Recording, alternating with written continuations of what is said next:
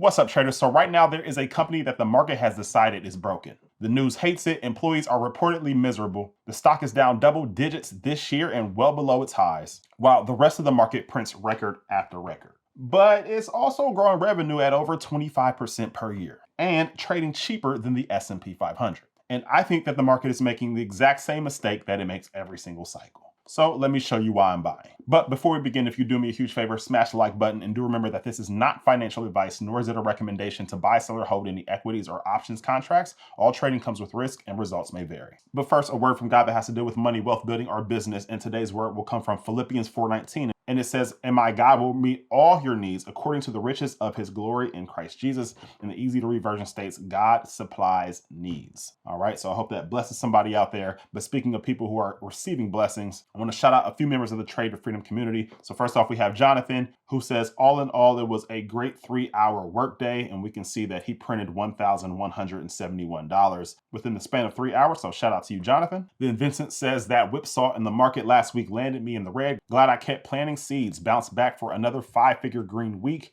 in just 4 days, rinse and repeat. And he printed over $11,725. So shout out to you, Vincent. And if you guys know anybody who would like to trade to freedom, the link to the community is down in the description below, but you'll get all my trades, access to the course, access to ask me questions at any given time, and you'll be within a community of hundreds of other people who all had the exact same goal. So I would love for you to join us, but if you're just looking for a few setups from me, then you can join the Bull Premium newsletter. It's only $49 per month, but every single Friday you will get a newsletter that details many of the exact trades that I will be entering into on that Friday. All right, Bull Premium newsletter also has the link below in the description. But with that, let's get down to business. And so you've probably heard the phrase by now, but a bifurcated market, a K-shaped market. Bill Ackman said it, CNBC has said it, but the market is hitting new all-time highs while we're still finding very cheap stocks. And so here's kind of what that looks like. And so one branch is going straight up, and that is currently the AI winners. And then we have the other branch here, which is pretty much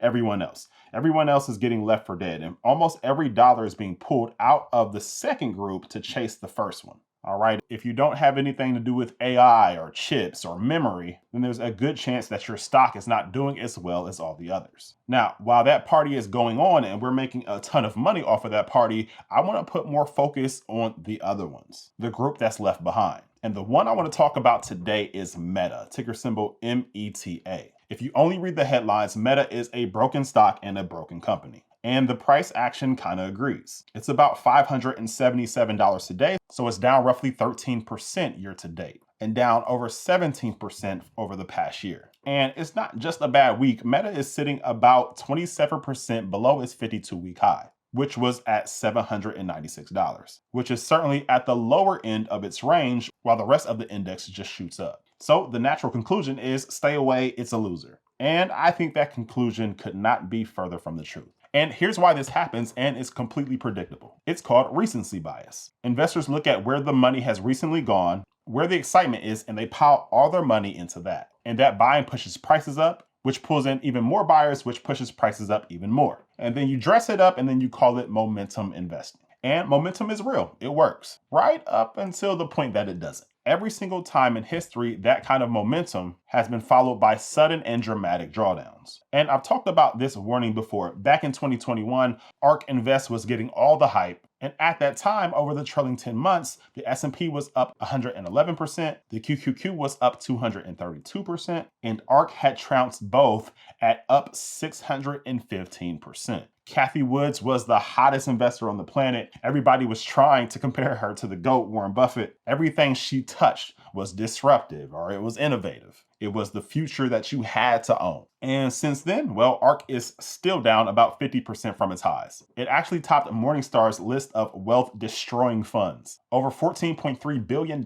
in mostly retail money gone. And the point isn't ARK. The point is that human behavior does not change. The companies change, the names change, but the attitude is always identical. In 2021, it was disruptive innovation. Today, it's the AI winners. Same chase, new logos. And so while the crowd piles into the winners, and don't get me wrong, us in the Trade to Freedom community are making a ton of money off of AI trades, but I'm also trading the stocks that are left behind. But let me be fair and lay out why Meta keeps dropping. And there are 4 real reasons. And so 1, the culture and morale story. There's report after report about how unhappy employees are. Number 2, they reportedly lost 20 million users last quarter. Number 3, regulatory pressure, teen safety lawsuits, and new content controls. And then 4, the CapEx. They have an enormous AI build out. And unlike Google or Amazon, Meta does not have any cloud business to sell all that compute to. They're basically spending it all on themselves. And so those are the bare points, but let me pick them all apart. And so first, the thing that makes this all interesting, it's the price. Meta now trades at around an 18 forward PE, okay? And the S&P 500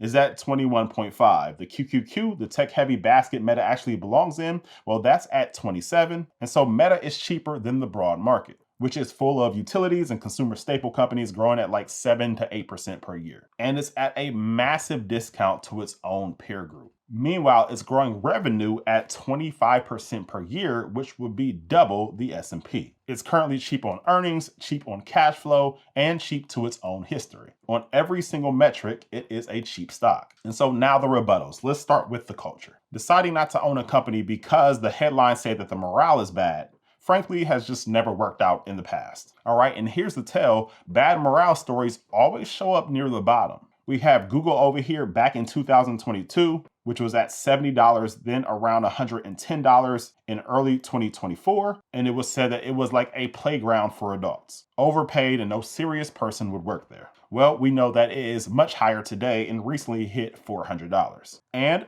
nobody mentions the culture anymore. Okay, then we have Netflix over here at the April 2022 bottom, around $20. And it was stated that they were falling apart internally. And even now, although the stock has come down recently, it's still up 300% since then. And then we have Shopify. It's the exact same story, fully recovered. What you have to remember is the news does not drive the stock drives the news. What does that mean? When a stock is going up, CNBC and other news anchors will have nothing but great things to say about the company. And then the reverse is true. When a stock price is going down, CNBC and other news anchors will have nothing but bad things to say about said company. So news follows the stock price, not the other way around.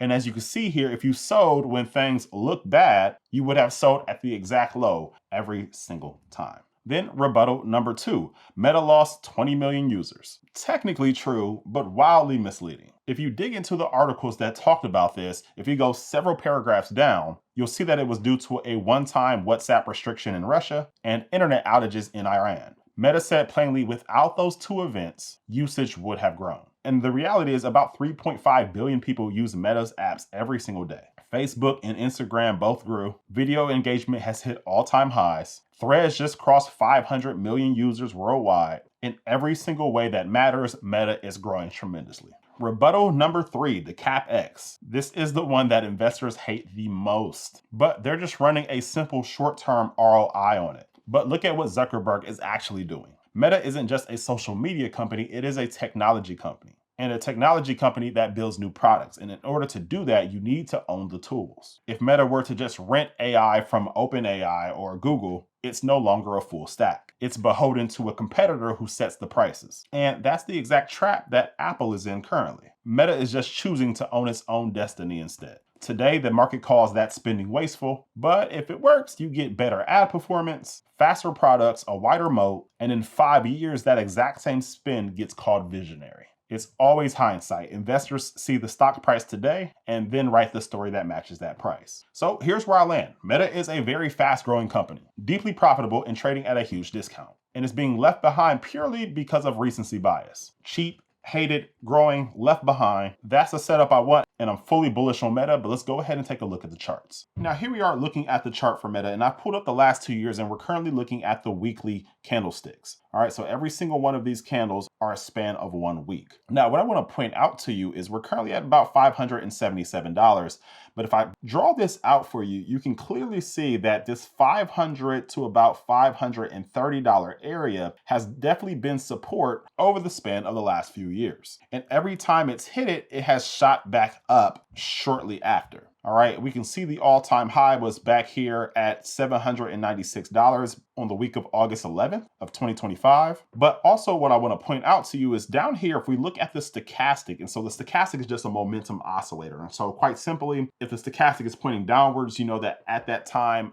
the stock has downward momentum. And if the stochastic is pointing upwards, then at that time, the stock has upward momentum. And we can see right now, we are just about to enter into the oversold area. All right. It's getting really close. So anytime it gets under 20, it's considered oversold. And anytime it gets above 80, it's considered overbought. And so we're getting into that area. And what you'll notice is that pretty much every time it gets into the oversold area and comes back out of it, you do usually get a pretty decent gain. All right, so if we go back to last year during the tariff drama crash, it came into that oversold area and it ended up going from a low of, let's see, $481 to the nearly $800 high that it had in August. All right, then it did it again back in November of 2025 and it hit a low of $581 and then before reversing hit a high of $744. So quite an amazing gain there. And then just recently, back in March, it hit a low of $520 before shooting up pretty quickly over the span of 3 weeks and hitting a high of $691. All right, and we are getting close to that time again where it's going to be in this oversold area,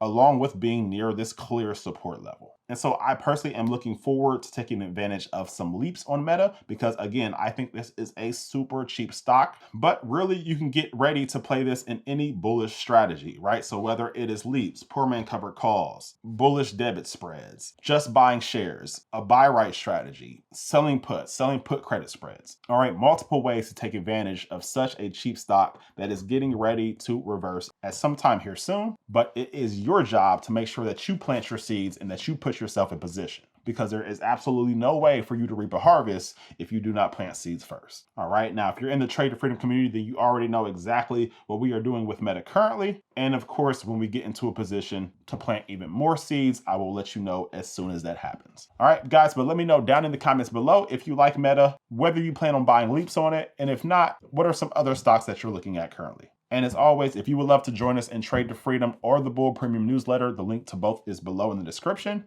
But with that, I will see you guys on the next one. Peace.